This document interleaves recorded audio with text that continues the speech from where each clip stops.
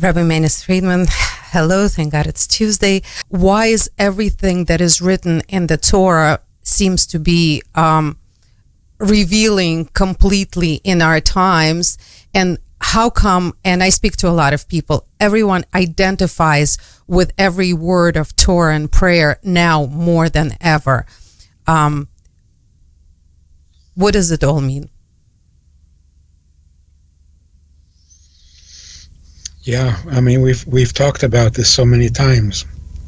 It is very difficult to be the last generation of exile and the first generation of redemption. Half here, half there, it's very painful. So what you just described is exactly this polarization. The last couple of weeks have been the worst. I mean, we don't even have to explain it. Worse than Germany.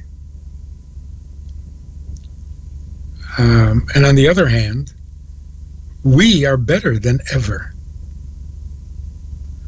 More people are davening and more people are looking into the Torah, and the Torah is becoming real and relevant, and what a contrast.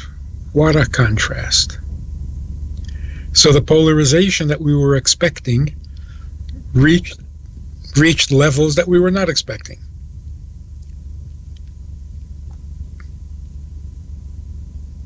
Rabbi Friedman, why do you say that this is worse than Germany? Because it's done in the name of God. If you have to find one good thing about the Germans, they didn't mix God into the picture. They didn't believe in God, they ignored God, thank God.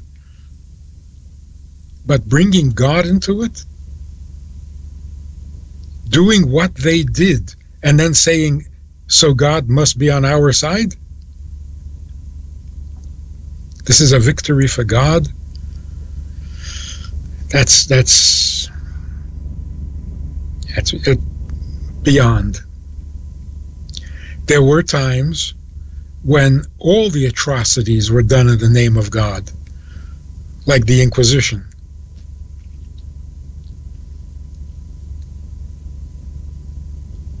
But those were ignorant people who had no education whatsoever.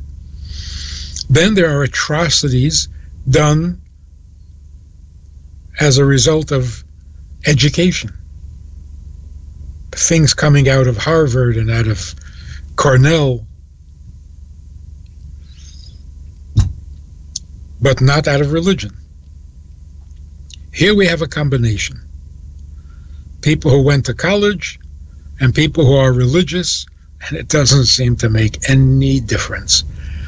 They're as barbaric as the cavemen. So where is morality going to come from?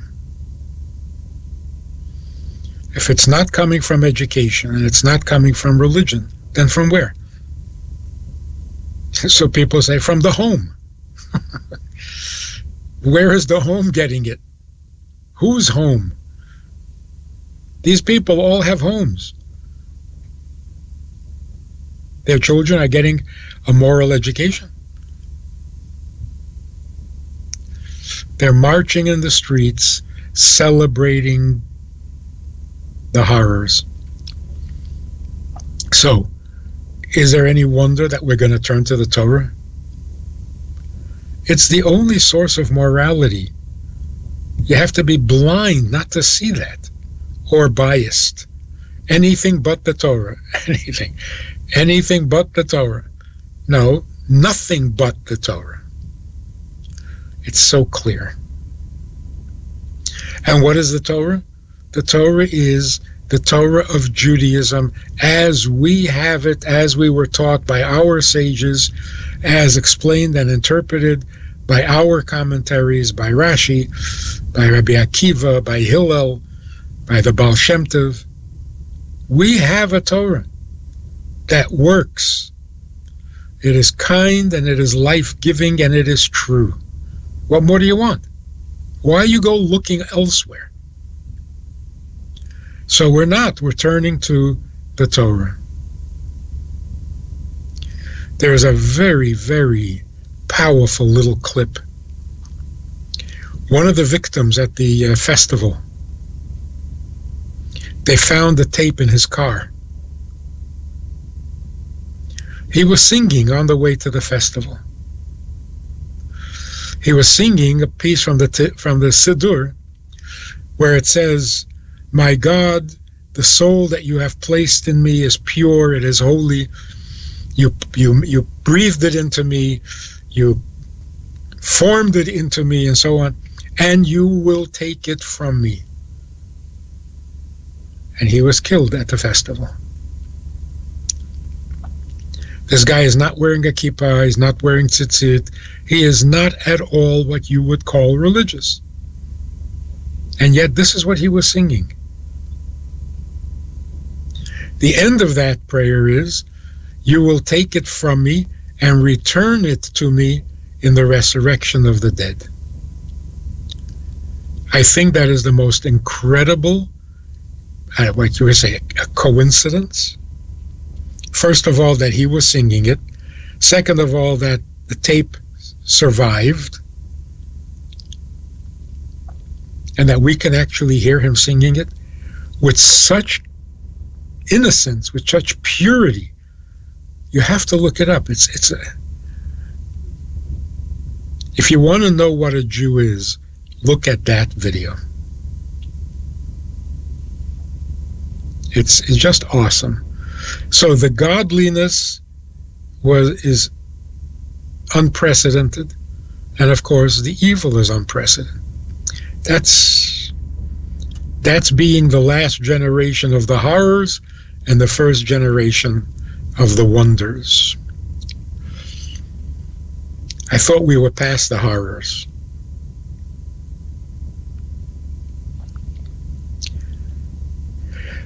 We shouldn't let this change our opinion of the coming year. The year is just starting. We were just reading Bereshit in the beginning. So the year is just beginning. And it's going to be a fantastic year, without a question. To let this change our expectation means we're letting ourselves be defeated. We're not going to be defeated. There are going to be miracles. God will save us from ourselves again. And it's going to be fantastic.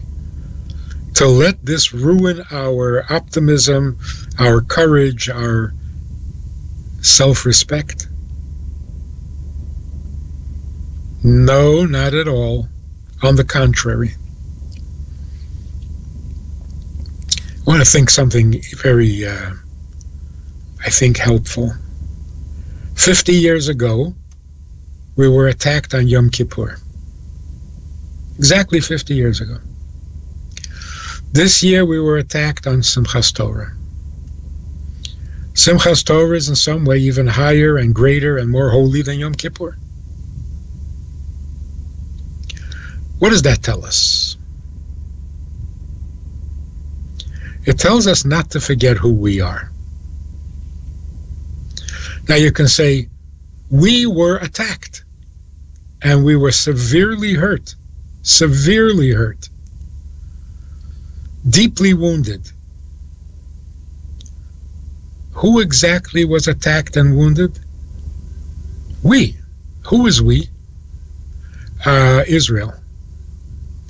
Israelis. No, that's not a good description. Who was attacked?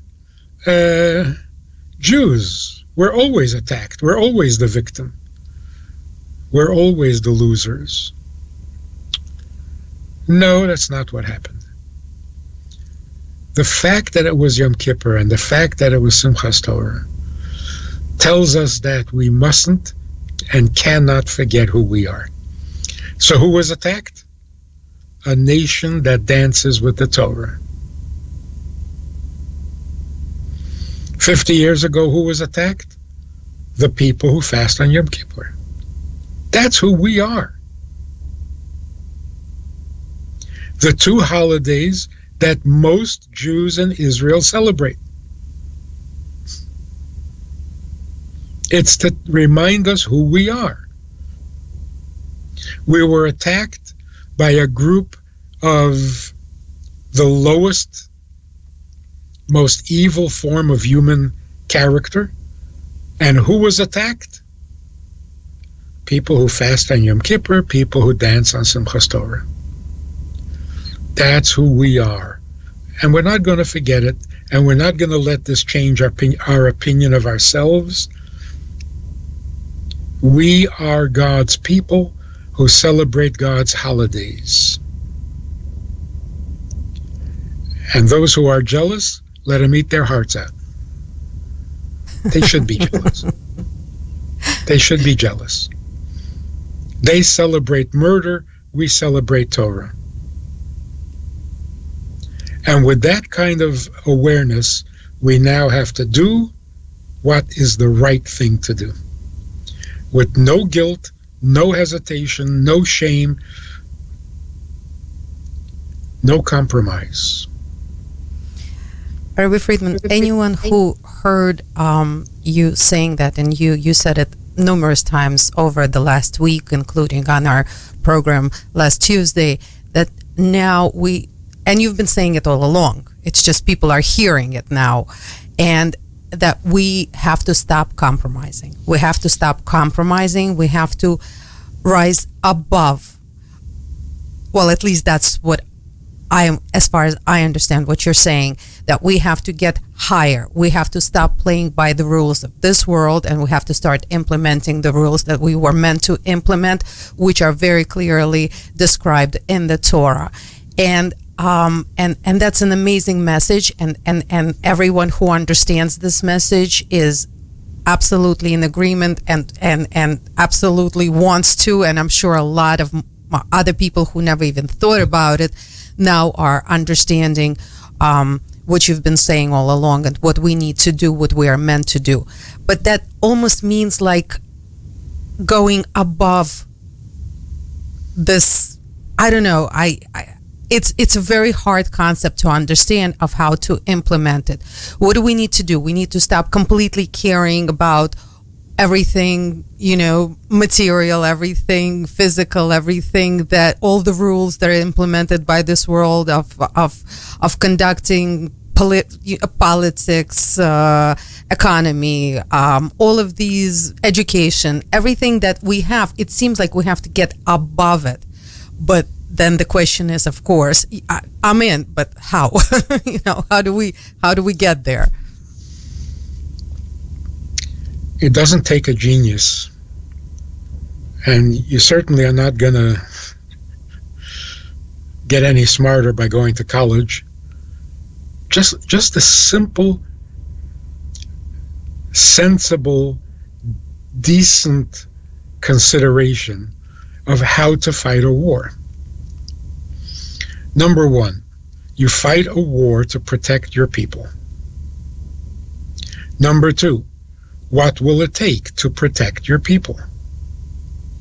I hear this debate going on radio talk shows and things. Well, how many victims will the world tolerate? How many? 3,000? 5,000? 10,000? That is such a childish way of thinking. The question is not how many. The question is, what will protect your people? What will guarantee that there will not be another attack for at least 40 years? That's the objective, that's the goal. What will it take to discourage the enemy from trying again for at least 40 years? Stop playing numbers. Oh, we can tolerate 2,000 deaths. Why? If it doesn't prevent another attack, then why can you tolerate 2,000? It's so foolish. It's so immoral. It's embarrassing. Does it take killing 10,000 to guarantee that it won't happen again? Then that's what you do. Why does it take 10,000? I don't know. I'm not sure it does. But if, hypothetically, if it took killing 1 million, if that's what it takes, then that's what you do. Otherwise, you haven't accomplished your goal, and it's just going to happen again, as has been happening for the last 50 years, 70 years. Whatever it takes to discourage the enemy. In some way, you may not even have to shoot anybody. If you simply announce to the enemy, to the world, you have a new policy of which you are very proud and very confident, without any doubts or hesitations, it is the right thing to do. And that is, if a rocket comes from a city, that city doesn't exist anymore. It's a new policy. This would not be happening if the world understood we have a new policy. The city is responsible for the rockets that come from the city. If the people don't want it, then they should throw those rockets out with their terrorists. If you can't, then the city's got to go. It's a very moral position, because morality dictates you do the one thing that will discourage war. This behavior that we've been doing encourages war. Attack Israel, do as much damage as you can, and when they fight back, the UN will call for a ceasefire, and you can go home and celebrate your victories. This encourages. It doesn't discourage. So, when you're absolutely certain that you're doing the right thing, then you have no fear at all of anything. If it's the right thing to do, you don't stop and think, where will this get me? How much will I benefit from it? If it's the right thing to do, you do it because it's right. And then you're fearless. When you're not sure what the right thing is, then you're just blundering through another messy war that will resolve nothing.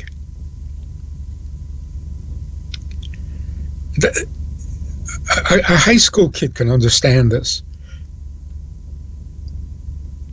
But we're not as smart as a high school kid, because we think politics is important.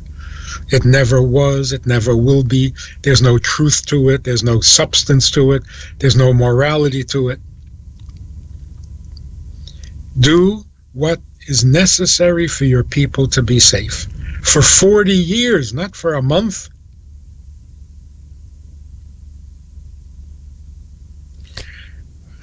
It's sad to say, the only Jewish leader who was fearless was the Rebbe. And all the big heroes, military, political, who came to see the Rebbe, they walked out feeling like little cowards. But they remained cowards, because they're not sure. They're not sure. The monsters are sure. They have no doubt about what they're doing, and so they're fearless. And we sit and debate, and how many days has it been now? 10. 12? 10, 12. 11? 11, probably, yeah. Why isn't it over? Why isn't it over? It takes more than 10 days to neutralize Gaza? It's not even an army.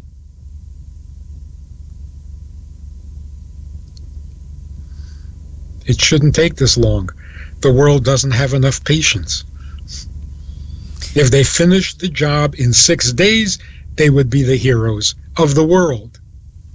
If it drags to 12 days, everything goes sour.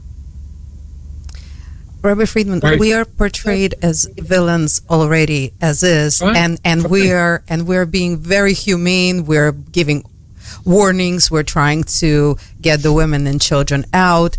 That doesn't count for anything anyway. Those who are haters will continue to hate. But your position, you're saying that we should not wait. It came from there. Women, children, doesn't matter. We should retaliate in a second. If that's necessary. You have a better idea? Killing a few of the leaders, what will that do? Make room for new leaders?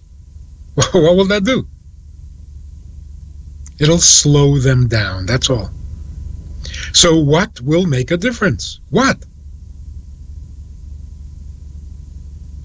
If the new government that has a terrible reputation as being fanatical, then act that way. Let the enemy know that you are fanatics. Then it'll stop and nobody will be killed. For 40 years.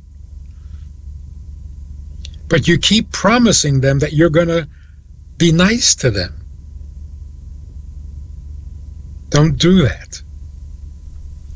Tell them that you're going to go by a whole new set of rules. I don't know. I don't know what would stop them. What?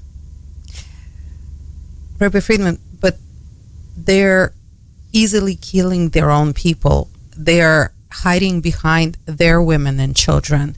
They're sacrificing their own people. And we care about them more than they care about their own families. Yep. So I don't know. I'm not going to tell the army what they need to do. But after all these years, we still don't know what would stop them. What price are they not willing to pay? You haven't figured that out? Then you haven't even begun to fight. What price are they not willing to pay? It could be spiritual. They're not afraid of dying. So what are they afraid of? Figure it out. And whatever it is, don't be afraid. There can't be any fear whatsoever. According to the Torah, when a war was being fought, the appointed priest to the army would get up and make an announcement. If you are frightened, go home. It's so amazing. We need every soldier we can get. No. If you're frightened, go home. We'll fight and win without you. Because a handful of people who are sure about what they're doing will overcome any army. But if you're not sure, go home. You're not helpful. And if you happen to be the general, if you happen to be the chief of staff, and you're afraid, go home. Don't bring your fear to the army or to the soldiers. If you're afraid, let somebody else run the show. The soldiers right now are the most fearless. And what they're doing is amazing. They're telling us to be more spiritual. Their message that they're sending to the world right now is to be more godly, more spiritual, do more as Jewish people, and this is their message, and it's so powerful. And what can we do with it? I mean, how do we? I think people are getting together, but realistically, it's overwhelming. It's overwhelming to hear what the army has to say. And you're right. I don't know why people are not more courageous. I mean, we're 0.02% of the world population. We're a speck on the map. If we could have been destroyed, we would have been destroyed a zillion times already. But we're still around. But what is scary for us who are hearing this message from the soldiers is that every one of those people becomes instantly a very close relative. Once you see them and hear them, you instantly love them and care for them. And right now, the way I feel is that I am actually scared for them to go in and fight. I am actually a little bit happy that we're procrastinating, because that's another day that their life is spared. I know it's probably a wrong position to take, but this overwhelming love for everyone who is right now awaiting their moment, who is eager to go in and fight for Israel and for the Jewish people. But for me, and I'm sure millions of others outside who are watching what is happening, this is extremely painful and scary. And in a way, this procrastination is actually a little comforting, knowing that they're still alive another day. That's the short term. In the long term, again, why isn't it over already? That would be a big relief. It doesn't take this long to get rid of Gaza. So what's the delay? Like, for example, we went to sleep last night and we woke up this morning. What changed overnight? Nothing. That's not good. It's not good. Yeah, more rockets fell, more bombs, what changed? Nothing. A few more people got killed, that's all.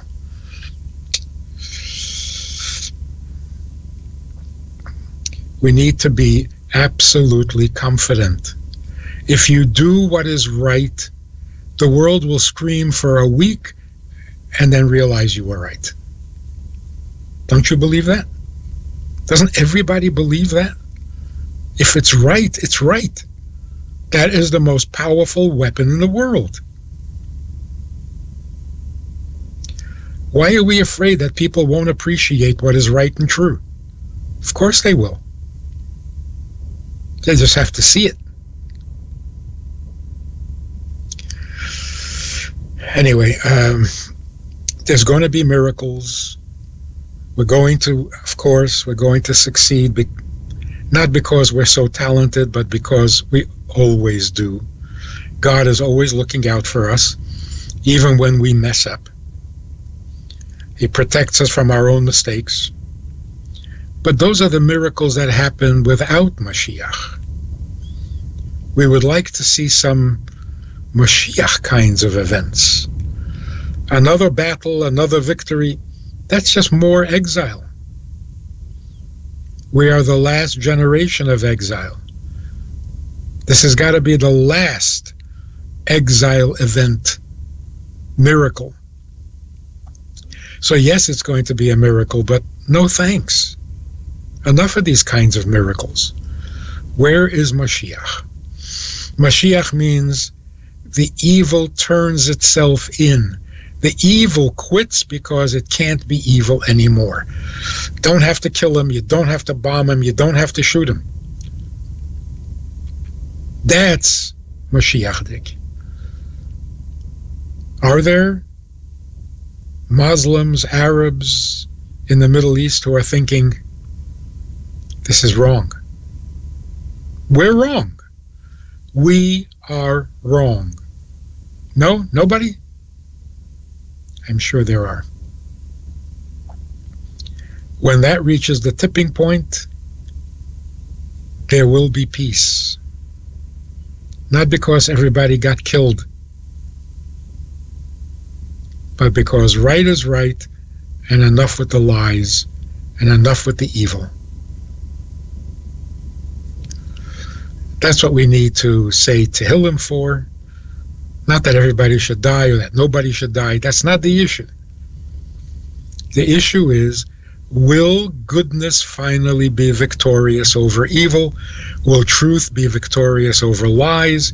Will godliness be victorious over godlessness? So if you want to do something really, really good, choose life. When people celebrate death, we have to choose life. Life in Hebrew is called chai. Chai means 18. Everyone should give charity 3 times a day. 18 cents, $18, 1,800, whatever you feel you should be giving. But it should be, I choose life. Give tzedakah 3 times a day. It'll make a huge difference. Because tzedakah happening anywhere in the world makes the world better. Rabbi Friedman, I'll endorse the charity that you endorse because I've heard it a number of times. KolelChabad.org is the organization you support, and I want to give it a shout out. So anybody who's listening to us right now, KolelChabad.org is the organization to donate to. Of course you're going to endorse it. It started in Russia. It started 7 generations ago and has been in Russia until the previous Rebbe brought it to America. And the charity was always to Israel, even when there was no state of Israel, but to the Jews of Israel. And today, of course, the need is 100 times greater, not only because of the war, but simply because of the numbers. But in light of the war, I just got off the phone with a woman who lives alone. She's afraid to go shopping. She's running out of food. She's afraid to go shopping. And she lives in Jerusalem. These people will bring her food. The goodness that we see right now is amazing. I mean, there's so much. It's true. It's just a waterfall of goodness. What we see. I mean, people are getting together. They're not getting together to just yell, "We stand with Israel, for Israel." No, they get together and they pray. And it's people who are absolutely never prayed before, secular Jews, yet everybody's beginning to understand where the power is, where the truth is.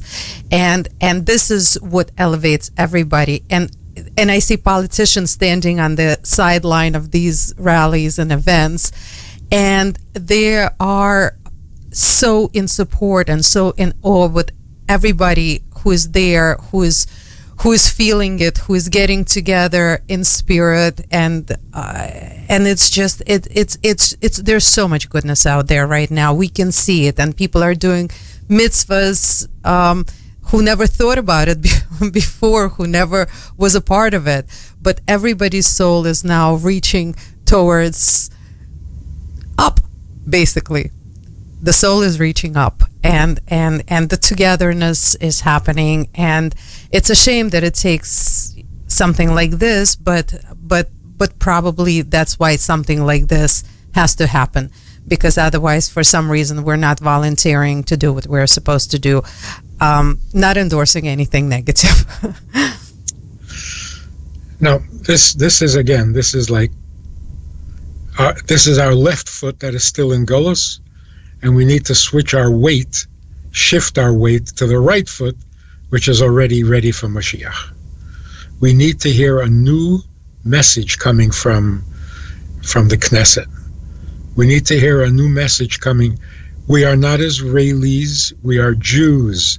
The land is ours because it's ours. No more doubt, no more debates, no more foolishness. And those who are supporting liberal philosophies in Israel, it's time to apologize. It was a terrible thing to do. It delayed the inevitable. It was done out of fear and inferiority, thinking that we have to impress Europe. Europe, like we have to listen to their concept of morality. Oh, it's so embarrassing that we did that. What were we thinking? Yeah, that's the whole point. This is the message that we appreciate the most, Rabbi Friedman, that you're giving us, that we have to stop it already. We have to stop compromising. We have to know what is right, what is true, and stand by it 100%. That's it. That's the message. See, and here's where the courage comes in. What if we discover that what is true goes against everything that the United Nations believes, and it goes against everything that all the nations of the world believe, and we're the only ones who think that what we're doing is right? Do you compromise? That's called courage. The whole world has demonstrated for the last 2,000 years that they have no idea what morality is. Is that an overstatement? Is that not a simple truth? Came up with some good ideas. They don't work so well. They sound nice. Let's fight a nice little war. Proportionate. What are you, in kindergarten? So can we admit that all the good ideas are nice? They're not great. They're not true. They don't work. They lead to immorality. I don't know, the whole world that is condemning what happened there in Israel. Do you realize you are the world that created this? In 2,000 years, you couldn't find a way to educate people beyond that point? Are they the only ones who do this? No, of course not. Oh, they did it to us, so now we really don't like it. This has been going on throughout history, and we thought we had eradicated it with our education. Higher education. Colleges and universities. They're not horrified. So don't tell me that Hamas is an exception. It's not. And getting rid of Hamas is a solution? No, it's not. Because the whole world has not outgrown barbarism. It hasn't. You know, some people are into it and some people are not into it, but we haven't outgrown it. Rabbi Friedman, amazing. I mean, throughout this period of time that I had the blessing, I won't call it anything else, to be able to conduct this program with you on Bereshit Radio. Everything you've been saying caught up eventually. The separation of good and evil. You said that about 4 years ago, and that's exactly what we've been seeing. And bring morality back is another big statement you've been saying, and I think people have caught up to that one as well. And now we're saying, let's stop compromising. You're saying this. Let's stop compromising. And this is the best message that I think we can hear at this time. And I hope this message is going to catch up very quickly, like fire, hopefully, because I think this is the one that's going to save us. We have to stop compromising. We have to know what the truth is, what's right and what's wrong, and stand by it. Otherwise, nothing is ever going to change for real. So, Rabbi Friedman, absolutely amazing. Thank you so much. Thank you for your wisdom, your strength, your time, and thank you for everything that you're doing for the world. at this time and at all times. So thank you, and hopefully we will continue giving the right messages to the people, and hopefully the people will hear the message and spread the message. So thank you so much. Thank you for everything. Lots of good news. Amen. Amen. Amen. Thank you.